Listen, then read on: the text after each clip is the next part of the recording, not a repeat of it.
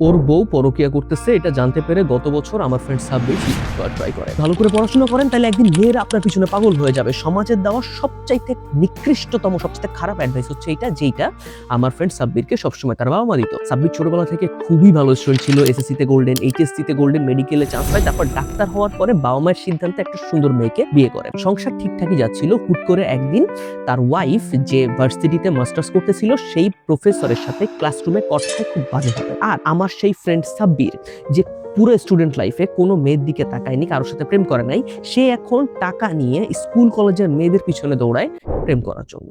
একজন মধ্যবয়স্ক মাথার চুল অর্ধেক পড়ে যাওয়া সরকারি অফিসার তার থেকে বয়সে অর্ধেক ফর্সা সুন্দরী মেয়েকে বিয়ে করছে। এই ধরনের মিম আপনি সোশ্যাল মিডিয়াতে প্রায় দেখেছেন। বেসিক্যালি এইখানে একজন টাকা দিয়ে সৌন্দর্য কিনছে, একজন সৌন্দর্য দিয়ে সিকিউরিটি। নাও ইমাজিন একজন মধ্যবয়স্ক লোক যে জানে না ওমেন কম্প্যাটিবিলিটি কি, ইমোশনাল সাপোর্ট কিভাবে দিতে হয়, মুড সুইং কিভাবে হ্যান্ডেল করতে হয়, and most importantly how to satisfy her in bed. And অপরদিকে তার wife, a young pretty women, both mentally physically unsatisfied. তার স্যাটিসফ্যাকশনের জন্য সে কোথায় যাবে?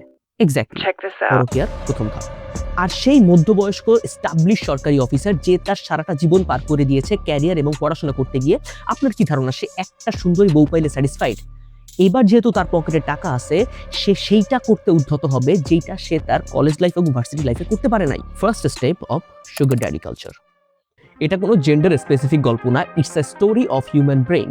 সাইকোলজিস্ট কানেমানের মতে ব্রেইন সার্চ ফর শর্টকাটস, অর্থাৎ যেইখানে কম কষ্টে বেশি রিলিফ পাওয়া যায় হিউম্যান মাইন্ড সেদিকেই ধাবিত হয়।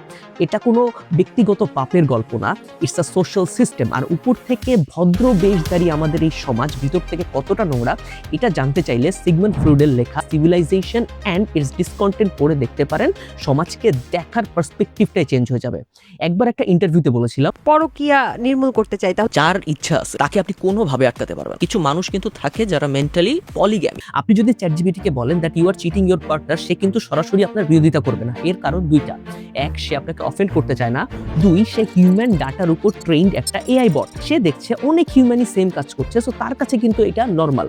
এমনকি আমি চিট করছি এটা অনেকে বন্ধু বান্ধবের সামনে কুল ভাবে বলে, নিজে করছি এটাও কিছুটা কুল, বাট যখন পার্টনার করে তখন মাথা খারাপ হয়ে যায়। আপনি একটা সম্পর্কে জড়াবেন আর সে আপনার ট্রাস্ট ব্রেক করবে না, এই গ্যারান্টি কেউ আপনাকে দিতে পারবে না। কিন্তু ট্রাস্ট ব্রেক করলে আপনি কিভাবে রিঅ্যাক্ট করবেন, it's up to you and your mental strength.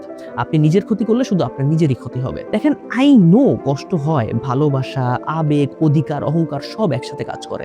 কিন্তু অন্য কারোর জন্য যেমন আপনার জীবন থেমে থাকবে না, তেমনি আপনি আজকে পৃথিবী থেকে চলে গেলে কারো জীবন থেমে থাকবে না।